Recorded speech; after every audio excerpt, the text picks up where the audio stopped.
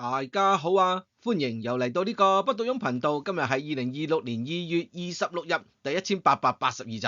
我哋今日嘅題材係長建再出售電網，冚家富貴啊！嗱，呢個冚家富貴呢，就唔係鬧緊佢嘅，係讚緊佢嘅，因為呢，佢啲股票呢升呢，我都冚家富貴嘅，咁樣咪好咯。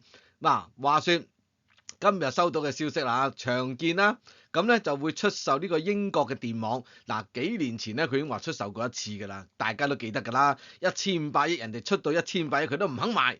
好啦，咁最後咧臨埋台嘅時候咧，跟住話咧，哇平得滯喎，要高啲價錢。咁最後梗係賣唔成啦。咁我就慘啦，賣唔成嘅話，跟住落去咧呢幾年嚟咧，你都知道長實係咧或者長和係咧，整間公司嗰個股價咧都好低迷嘅。咁唔知發生咩事，總之係一句講晒啦，得罪咗人咁冇計啦。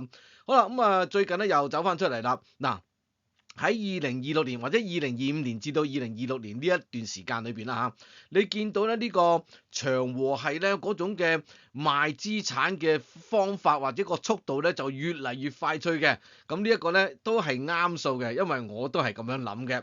好啦，呢一次咧我唔知會唔會有阻滯啊，分分鐘咧。我又驚中國政府會話，哎呀，英國電網啊，都係我哋中國嘅戰略價值之一嚟嘅喎，如果唔掂嘅話，譬如話同英國嘈起上嚟嘅話，咪可以叫李嘉誠閂咗個電網，等成個倫敦都冇電用，咁咪好咯。如果係咁樣嘅話，呢次分分鐘就買唔成咯。嗱，今次長江基建牽頭嘅財團咧，出售呢一個電網咧，嗰個企業價值係港幣嚟計係1768億。今日咧會有多啲嘅數據，呢啲數據咧都有個名堂嘅，所以咧大家咧就要聽清楚啲啦。如果你係有買入呢個長和啊、長江基建啊、電能實業啊呢啲咧，咁我今日恭喜你啦，因為咧而家嚟睇嘅話，如果呢單嘢搞得掂嘅話咧，大家都有安樂茶飯食，仲唔係冚家富貴？好啦，所以咧希望大家咧俾個 like 同埋咧幫手睇下廣告，咁我呢個小頻道咧就可以繼續落去噶啦。多謝晒各位。各位又翻嚟我哋呢個2月份呢個圖表啦，今日咧就係呢一個2月份嘅月結啦嚇，所以咧就要計數啦。恒生指數今日點樣咧？開頭咧都仲升嘅，下晝翻嚟咧就越走就越低啊！收市嘅時候咧竟然跌咗384點喎。今日嘅恒生指數報26,381點，跌咗384點。嗰個成交金額咧 OK 嘅，合格有2592億。至於如果你問我點解今日跌咧，我唔知點解啦。唯一可以講嘅咧就係可能係期指結算啩，咁所以咪懟落去咯。不過聽日仲有一日就係呢一個2月27日，咁樣咧我哋嘅2月份咧應該就叫正式結束咗啦。咁喺呢一個月裏邊，你哋賺唔賺到錢咧？我梗係希望大家咧，無論升市又好，跌市又好，大家都賺到錢，咁最開心啦。好啦。琴日嗰一集第1881集，我哋講緊咧，我哋嘅波叔咧出咗一份又優秀又憂愁嘅預算案出嚟。我都係嗰句啦嚇，抵佢攞呢一個諾貝爾會計學獎嘅。點解？因為咧佢將我哋呢啲平常人所理解嘅會計嘅思維咧係重新刻畫過。呢啲咧唔係人人都做得到嘅。所以咧佢能夠攞到呢個獎咧，我覺得佢係實至名歸嘅。不過咧。我哋呢啲正常人諗唔到嘢咧，係正常嘅嚇。咁佢有料到啊嘛。好啦，不過咧，我想同大家咧繼續講一講咧呢一份咧憂愁嘅預算案裏邊咧，其中有一 part 咧，我琴日咧就係冇時間講啊。希望喺度繼續講翻，就係話港府咧以後咧未來日子裏邊，希望就係發行咧係長啲嘅債。咁長啲嘅債會唔會長到好似美國嗰啲10年、20年、30年債咧咁樣？嗱，最有機會咧就應該先發行啲10年債先啦，係咪？嗱，根據美國嗰邊嘅指數或者資料所顯示咧，如果10年期嘅話咧，大概都要超過4%先至可以落搭嘅。如果20年嘅話咧，大概係4.28%，反而去到30年期咧就只係得4.22%。不過咧，我哋香港咧，阿波叔就話我哋香港咧就好健全嘅，業績又好，身家又唔平，即係身家又唔少，所以咧佢到底發行呢一個債券嘅時候，嗰個利率會唔會係比美國嘅債券高啊，定係低咧？嗱，如果佢可以令到咧香港發行長債嘅話咧，都可以比美國嘅債券嗰個息率都仲要低嘅話咧，咁我真係話佢好嘢啦嚇。咁啊理論上就應該要比呢一個美國嘅息率咧係再高啲嘅。咁所以未來日子裏邊，如果你係唔想冒風險嘅話，又信得過香港政府喺呢10年至30年裏邊都唔會破產嘅話，咁你即管買佢咯，係咪？咁啊買佢嘅話，年年坐喺度有4-5厘息收嘅話咧，我相信都幾唔錯嘅。因為未來日子裏邊咧，佢就話咧會大概發行咧最少喺未來呢5年裏邊，最少每年會發行1600億，最多可能咧唔會超過2200億嘅債務。咁如果總數加起嚟呢5年嘅話咧，最少咧就要籌集8000億至到最多咧去到11000億港元嘅。咁如果利息嗱，我用一個平均數啦即係大概4%嘅利率嚟計嘅話咧，即係往後嘅日子裏邊，如果你5年裏邊爭人哋總共8000億嘅話咧，未來日子裏邊即係第6年開始啦，咁你要還嘅利息咧，一年320億至到最多咧可能去到440億，呢個咧只係仲係用呢一個4厘嚟計啫喎。如果5厘嚟計嘅話咧，又唔係呢條數噶啦，所以未來日子裏邊咧，負擔就越嚟越重㗎啦。咁阿波叔就話冇問題嘅，我哋咧嗰個香港嘅債務佔 GDP 咧2成都唔夠，健康到不得了。咁我喺度諗緊，最健康嘅梗係唔好爭人錢㗎啦，係咪？咁所以佢咁樣講咧，呢一樣嘢我唔認同嘅不過今日咧亦都有幾間公司咧公布咗業績，咁啊包括咗呢個希慎啦咁佢公布咗業績之後咧，其實又唔係話特別差啫，但係唔知點解個股價俾人懟冧咗喎。咁啊有機會咧，我哋再講一講啦。第二間就係中電啦，呢個中電咧好心，佢又學阿成哥，真係嗱。其實今日阿成哥賣出嘅電網咧喺英國嗰個咧就唔係貴㗎唔係貴嘅，即係大概咧。最盡嚟睇嘅話，如果用EBIT嚟計嘅話咧，都唔使20倍市盈率。早知係咁嘅話，就賣俾中電啦。中電喺外國喺澳洲嗰個電網都即係個電廠都唔掂嘅，係嘛？咁所以咧，佢今日嘅股價咧都係要跌嘅即使咧佢係增派咗呢個股息，都係死路一條。好啦，最後一間咧就係呢個港交所，咁啊梗係冇問題啦。因為咁多人排住隊嚟香港上市，咁佢嘅業績好就當然㗎啦。只不過我都係嗰句咯，你惹埋啲好嘅人才好公司入嚟，梗係冇問題啦。惹埋啲牛鬼蛇神入嚟嘅話，到時搞到香港嘅股市咧立亂嘅話，其實你而家賺嘅錢咧，將來係有代價㗎。所以希望咧港交所咧真係把關要把好啲咯。好啦，我哋而家咧即刻嚟講一講呢個李嘉誠咯喎。哇，一講起阿成哥做生意咧，我就眼睛都開晒，因為最開心咧就係睇佢做生意，梗係啦，人哋做親嘅全部都係國際大單嘢嚟㗎嘛。嗱，就好似今次呢一次咁樣，喂，都係唔少錢，就全部都過千億㗎。香港你揾下邊一個可以做到呢啲咁嘅生意啊？梗係冇啦，係咪？嗱，如果要倒數翻去講長江基建嘅話咧，我就講咗好多集嘅。不過最近嘅話，倒數翻去就係1659集 B， 我希望你哋可以翻去睇一睇，因為當時咧就係2025年嘅7月左右啦當時咧我嘅標題就係話長建旗下嘅電廠咧越嚟越值錢，就係講緊呢一間UK Power Networks。咁啊點樣值錢法咧？我咪講咗咯。前嗰排幾年前，我諗起碼3-4年前啦咁啊1500億話賣出去噶嘛，咁啊唔賣喎，最後臨門嗰一腳話要加價，咁人哋梗係唔制啦。咁唔制賣唔出去嘅話咧，我嗰陣時咧都真係幾嬲啊！點解？因為咧之後佢話唔賣出去之後嗰幾年咧，成個集團長和長實，成個集團咧，哇嗰啲股價死下咁樣。喂，大佬睇落都好心噏噶嘛，諗下，如果當時1500賣出去，咁咪頂得住咪好咯，咁啊唔緊要，今日咪終於都有好消息出現咯。不過咧，我已經喺度講咗咧，就係長江基建咧旗下嘅電廠咧係越嚟越值錢，咁而家冇講錯啦，係咪？好啦，咁啊另外仲有一集咧，我哋亦都希望大家再翻去睇一睇嘅，如果未睇嘅話，就係第1840集，當時我講緊咧就係呢個長江基建咧將會有大批嘅資金咧係回籠嘅。咁點解回籠咧？原因就係因為佢咧出售咗呢個英國嘅火車業務啊。咁呢個火車業務咧又係講幾百億㗎起碼咧都有幾百億翻嚟嘅。咁所以咧長江基建咧只會係越嚟越紮實嘅啫。咁呢一間公司應該就唔錯㗎啦，係嘛？咁啊再加埋今日呢一個好消息嘅話，咁你話啦，有乜理由唔發達啦？啱唔啱？嗱，另一方面咧，我嘅投資嘅方針或者我投資嘅理念咧，一定咧係嚟自呢個李嘉誠㗎啦。因為咧有時啲嘢咧你要慢慢煲嘅，短炒咧唔係唔得，短炒係好玩嘅，因為你可以有成就感啊嘛。但係如果想食大茶飯嘅話咧，一定要學阿成哥咁樣。所以我喺第1841集嘅時候咧，我已經同大家講咗咧，喺成哥身上要學到咧投資咧係唔可以心急嘅，就好似煲牛腩又好，煲嗰啲硬刮刮嘅鮑魚又好，喂大佬你都煲佢好耐時間咧，煲到腍先至好食，咁樣大啖咬落去先至有肉噶嘛，係嘛？咁今次咧正咧就印證咗呢一樣嘢啦。所以咧，我想同大家講一講嗱，因為今日咧嗰個長江基建咧賣出嘅資產咧有好多嘅唔同嘅價值嘅，其中一個咧就叫企業價值，第二個咧就叫股權價值。咁啊，大家聽落去咧可能會聽到咧耳暈暈嘅，即係聽得唔係咁舒服嘅。不過咧，我希望大家了解下呢啲嘅詳情。嗱，2010年開始講起啦嚇。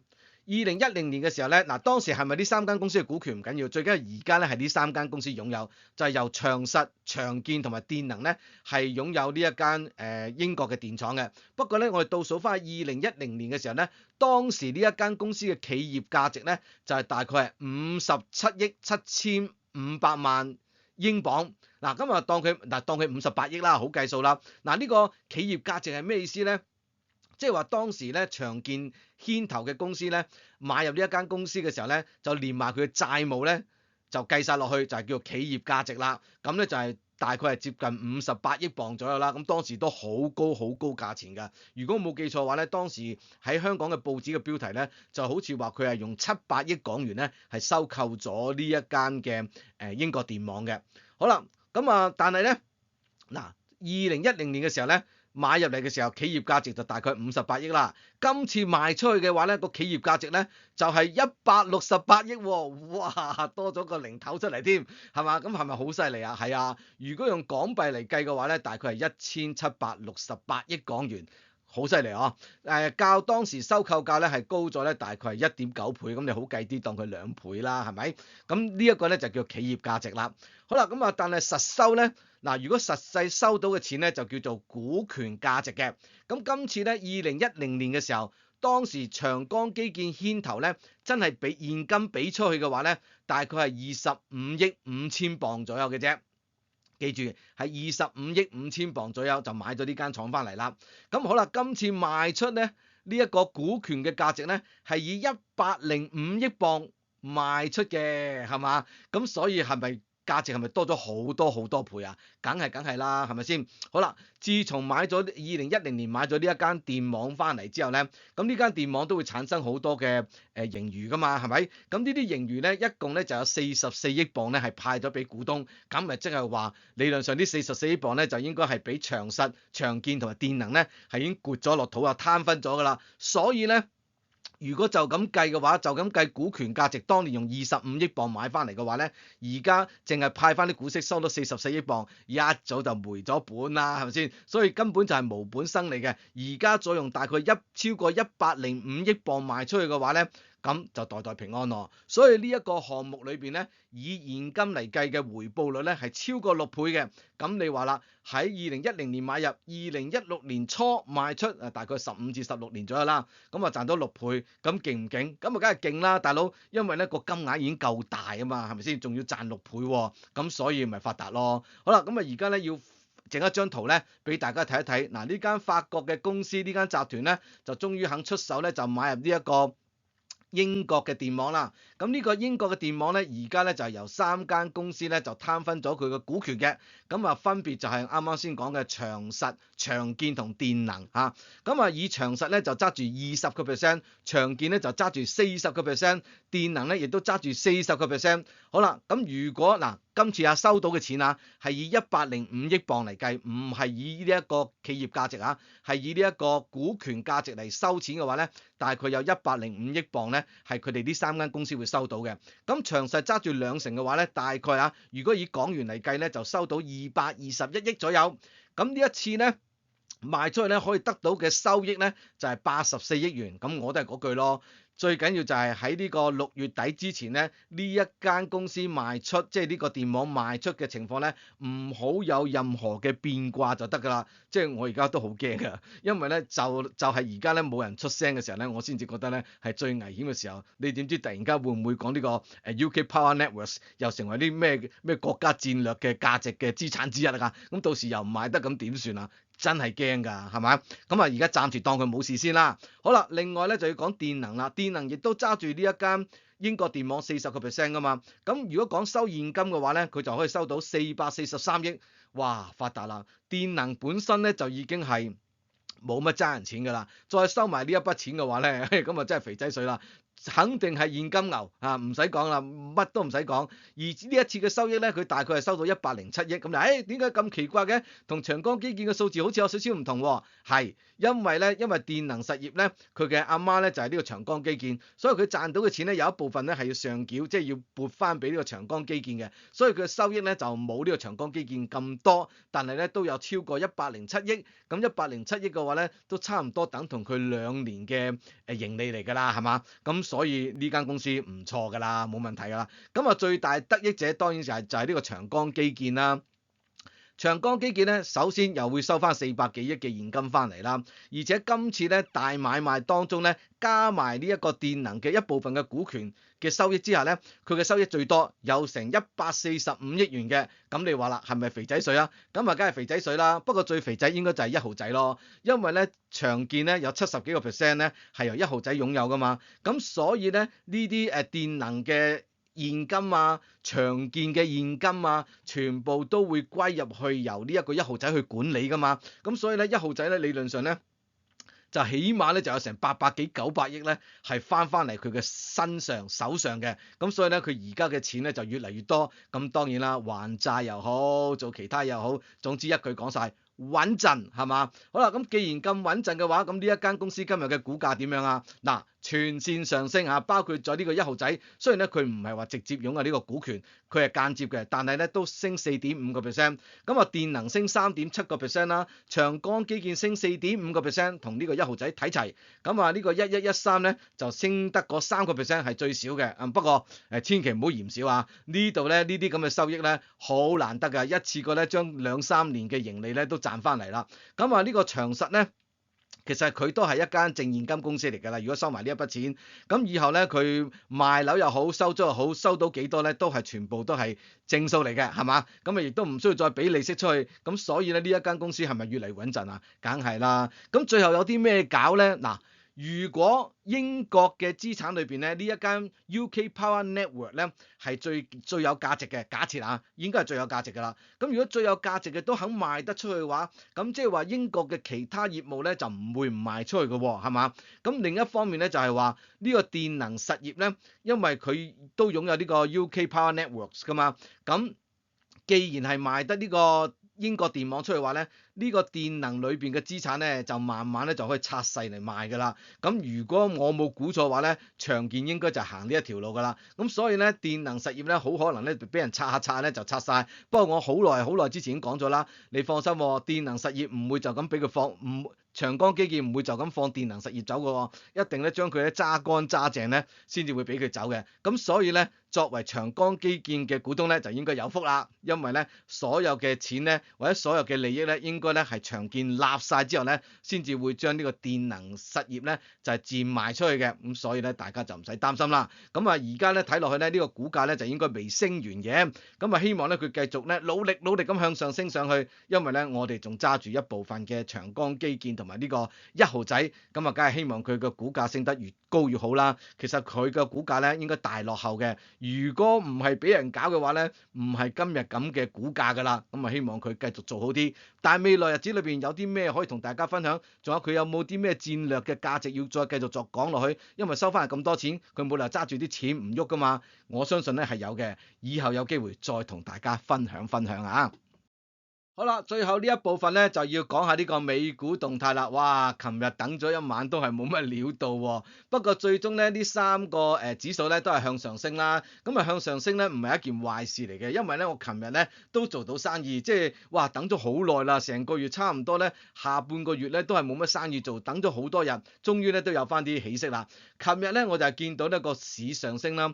咁呢個 SQQQ 我都講過啦，我手頭上嘅股份咧已經唔多噶啦，係要補下貨嘅。嗱，琴日終於都俾我補到啦。